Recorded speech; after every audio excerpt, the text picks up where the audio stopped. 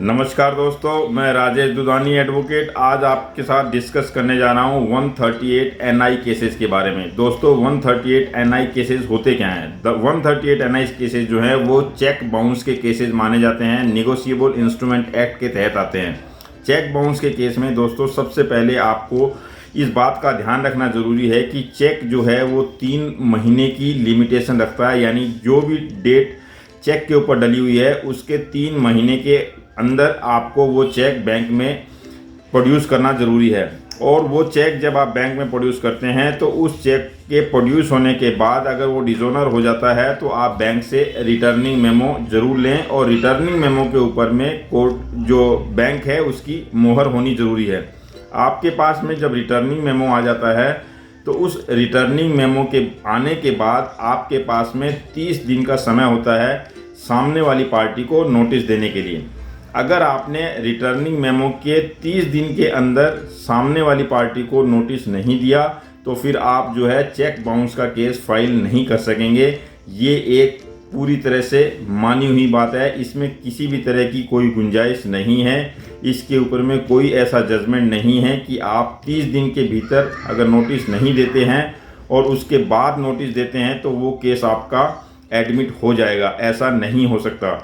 इसलिए आपको सबसे पहले जो रिटर्निंग मेमो है उसके मिलने के 30 दिन के भीतर आपको सामने वाली पार्टी को नोटिस देना अति आवश्यक है। उसके बाद दोस्तों जब आप नोटिस दे देते हैं तो नोटिस देने के बाद आप नोटिस में 15 डेज़ का टाइम सामने वाली पार्टी को देते हैं कि आपने अगर 15 डेज़ में पेमेंट नहीं किया तो फिर मैं जो है इसको कोर्ट में ले जाऊंगा। दोस्तों 15 डेज़ का टाइम अगर आपने पूरा नहीं किया और 15 डेज़ के टाइम पूरा होने से पहले ही अगर आपने कोर्ट में केस फाइल कर दिया तो दोस्तों वो जो केस है वो भी आपका खारिज हो जाएगा। इसलिए आपको जो 15 डेज़ का जो टाइम आपने कोर्ट में नोटिस में दिया है उस नोटिस के टाइम को आप ज़रूर फॉलो करें। 15 डेज़ कवर होने के बाद में आप उस केस को फाइल कर सकते हैं विदिन 30 डेज़, यानी फिर आपके पास में 1 महीने का टाइम है। 1 महीने के अंदर आप जो है 138 का केस फाइल कर सकते हैं।